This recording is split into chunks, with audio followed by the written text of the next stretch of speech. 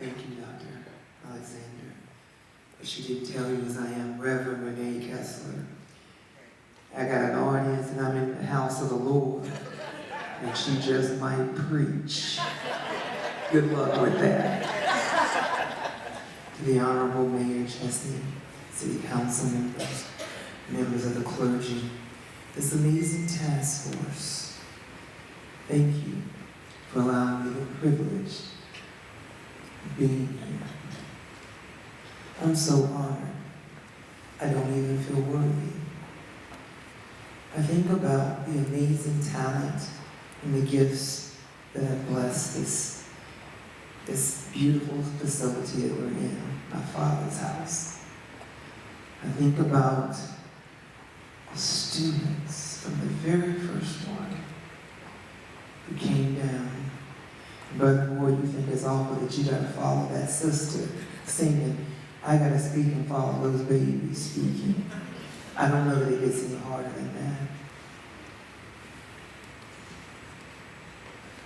Out of the mouths of babes come wisdom, word fitly spoken, like apples of gold and sayings of sin. I was thinking about what I would say today, realizing that there are young people, there are seasoned people, and there are those of us who just need to hear a word. So I said, God, what would you have me say to these amazing people that would bless your name and cause all of us to be better? Our assignment is to leave this world better than we found it. People in the movement were serious, and even when their lives were at stake, they were committed to leaving it better than they found it. And sometimes that's a scary thing to do. As the children talk about, kids bully kids. And it's scary to stand up for what's right sometimes. It's scary to think that if I stand up, then it's going to turn to me next. And even Dr. King got fearful. I was listening to one of his speeches and he said, I'll never forget one night when I got the phone call, round about midnight, he said. Something always happens round about midnight. Just ask Paul and Silas. I'm not going to preach.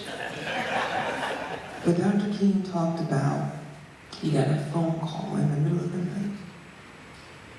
And he said, nigger, if you don't get out of this town in 3 days, we're going to blow your brains out. We're going to kill your children. We're going to kill your family. And Dr. King said, though I've gotten a call many times, this particular point, I only had one child. We didn't have the 4 yet. I looked in the face of my baby girl, who was beautiful, and I was afraid.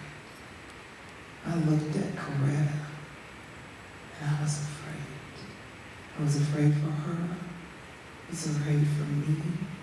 I was afraid for my family. Civil rights movement was scary. And so many times when we look at the civil rights movement, particularly on YouTube videos and on big screens, they set it to music. And it looks like it was heroic. And it looks like it was great. Take the music away, put the dogs in front of you, and it was just flat out scary. And these were young people. Dr. King said, I went to the dining room table because I couldn't sleep. And I sat there thinking, I'm so afraid. I don't know if I can keep doing this. And he said, I can't let anybody else see me be afraid. Because if they see me, Brother Moore, then they may become afraid. And they won't keep fighting. What do you do when you're that afraid and you're that scared? He said, I couldn't call my father. He was 165 miles away. He couldn't help me. Couldn't call my mom. I had no one to call. He said, so I fell on my knees. There is someone you can call when you feel that frightened and that afraid. Whatever your faith is, whatever your belief system is, you gotta hold on to that. Dr. King was Reverend King before he was Dr. King, which means he was a child of God. And it was the love that was in his heart for his master that caused him to love the work that he was called to do. Whatever it falls your lot in life to do, you do it so well that the living, the dead, nor the unborn could do it better. He said, if it falls your lot to be a street sweeper, sweep streets like Beethoven composed music, sweep streets like Michelangelo painted portraits, sweep streets like Shakespeare wrote poetry, sweep streets so well that when you die, all the heaven and hosts will have to pause and say, here lied a great sweep sweeper who swept his job well. What is it God has called you to do? Whatever it is, you be your best. Because when you are your best, then you can be your best for others as well. I was asking God, what do you want me to say to them about this world that we live in and the movement and how it continues today? And though I don't always do this, I heard him say, tell them your story, Renee. Tell them who you are. It's not an accident, C.T. Vivian, who was in the civil rights movement, said, it's not an accident that most of the leaders of the civil rights movements were ministers of the gospel. He said because it was spiritual warfare that they were fighting. I was born and raised in what we call the hood. I lived in public housing. My mother was a single mother, raising 2 children, a boy and a girl, Joey and Renee, 1 year apart. We were very poor. She worked every day. I remember my mom carrying me on one hip, my brother on the other hip. It was night when we would leave home, and it was dark, because she would have to go to work when it was still dark to get on the bus, to drop us off at the daycare so that she could then transfer and go to work. She would pick us up in the evening and we would not cooperate either. We are not happy. We are tired and we are hungry. She put one on one hip, the other on the other hip. We'd get on the bus, it is night again, and we would go home. And I remember doing that every day. When we got older, my mom married my stepdad, and we moved to a house. I had never lived in a house before. So we were filthy rich. Right? And we had a yard man. See what I'm saying? We're rolling in the dough now. His name was James. James was this older African-American man who wore every stitch of clothing he owned on him. It was hot. It was in the summer, and he smelled really bad. And he talked to himself, and he chewed tobacco. He carried every tool he owned on his back. And every week, he would walk around and do all of the yard work for the different neighbors, and that's what he did. He would come to our house, and he'd cut the hedges and trim the weeds.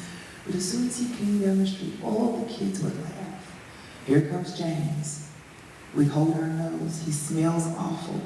He's probably talking to himself. He's chewing tobacco. And he just looks awful. James would come down, take his tools off his back, clean the yard. And about halfway through James's task, my mom would invite James into the house to have lunch. And on our dining room table, she'd have a big sandwich with lettuce, tomatoes, all the fixings, chips, icy frost, cold mug of cold water. She'd sit him in front of the air conditioner, and he'd eat his lunch. Me and my brother would run in the house to see what James had for lunch. And then we'd say, well, I'm never eating out of that plate again. James ate off that plate. I'm never drinking out of that glass again. James drank out of that glass. And then when he finished, he'd go back outside and finish his chore. My mom would always tell James, when he finished his task, to put his tools in the trunk, and she would drive him to his next house. And one day, she said, Renee, ride with me as I take James to his next stop. I said, Mom, I don't want to ride with you to take James to his next house. She said, baby, get in the car. So I get in the back seat of the car and I hold my nose while James is in the front seat with my mom. She drops him off at the next house, tells him she'll see him in 2 weeks. When I got in the front seat, I said, Mom, why are you always so nice to James? I said, he smells awful. He wears every stitch of clothing he owns in the summer. I think if you took some of them off, he wouldn't smell so bad. Talks to himself, he chews tobacco, carries those tools everywhere he goes. Nobody else is nice to James, Mama. Why are you so nice to James?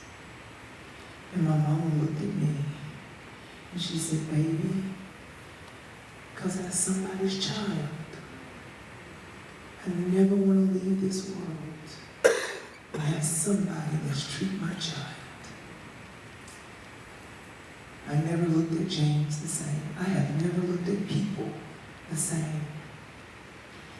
Everybody is somebody's child.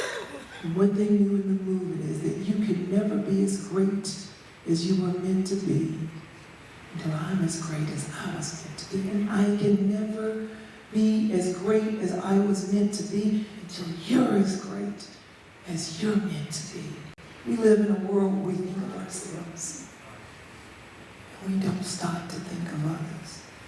Dr. King said, Jesus put that in the middle of Jerusalem and the Jericho road. And there was a man who had fallen among thieves. He was beaten, he was treated awful, and he was left to die. He said, and then a Levite came by and would not help him. He said, then a priest came by and did not help the man. He said, but then came one Samaritan. And he said, often people talked about, why didn't the Levite stop? Why didn't the priest stop? Maybe they were on their way to a meeting, a church meeting, and they needed to hurry and get there. Maybe they had other work to do, and I don't have time to fool with that one. Maybe they were afraid, because the Jericho road winds and bends, and it's dangerous. So maybe they were afraid to help. Maybe we're afraid sometimes to make a difference. Maybe we're afraid to help. Maybe we're afraid to stand up for what's right. What are we afraid of? Could it be that we're afraid that we may lose our jobs? People may think a certain way of us. People may not respect us as much. People may say things about us. Or maybe we just don't have time. Whatever the reason was, there was one who stopped. And Dr. King said the problem is the other ones didn't stop because they began to think, if I do, what will happen to me? If I stop and help this man that's along the road that's hurting, that needs me, if I stop to help, what will happen to me? I may get hurt. I may lose something. And right there, Dr. King stopped and said, you got to reverse the question. The question isn't, what will happen to me if I stop and help? He said, the question is, what will happen to him if I don't? We have not yet come to the place where we're willing to say, not about me. what will happen to one, the least of these, if we don't help? One day they're going to write your name in the great book. At the Beck Culture Exchange Center, where I'm the president, we keep every single obituary of every single African American that dies in the community. There's a lot of names and genealogical information there. But every name is in the book. What will your obituary say? Dr. King said it like this. He said, if you happen to be around on that day when I go to glory, he said, if you happen to be at the funeral, tell the pastor, don't preach a long sermon. Keep it short. And he said, when he starts to preach, don't talk about all of the degrees that Martin had. That is not important. He said, don't talk about all of the awards, the Nobel Peace Prize, and all of those things that Martin won. That is not important. He said, if you happen to be there on that day when Martin Luther King goes home to glory, he said, say of Martin that I did live my life trying to feed the hungry. That I did live my life trying to visit those who were in prison. That I did live my life trying to help the homeless. If you're there on that day when Martin dies, say of Martin King that I lived my life trying to serve others. Say that I was great. Not because of those things, but I was great because I got the greatest name written in the book. It is the name of servant. He said, by that title, everybody can be great. You don't need a college degree to be great. You don't need to be able to conjugate your verbs to be great. He said, you only need a heart full of love. And by that definition, everybody can be great. Because everybody can serve. And so as I take my seat, I want to tell you one final thing. One of my favorite people is Mother Teresa. And at the end of her life, they asked her, they said, Mother Teresa, you have spent your entire life giving to the poor, building homes for the homeless, feeding those who were hungry, clothing those who had no clothing. They said, Mother Teresa, you have spent your entire life giving back. And here you are, at the end of your life. There's still so many starving children. Still so many homeless people. Still so many naked folks who need to be clothed. And they asked her, they said, Mother Teresa, do you think you failed? And Mother Teresa looked at them and said, God didn't call me to succeed. He called me to be obedient. I stopped by to tell you, your mission in life is to be obedient, to serve, and to leave this world better than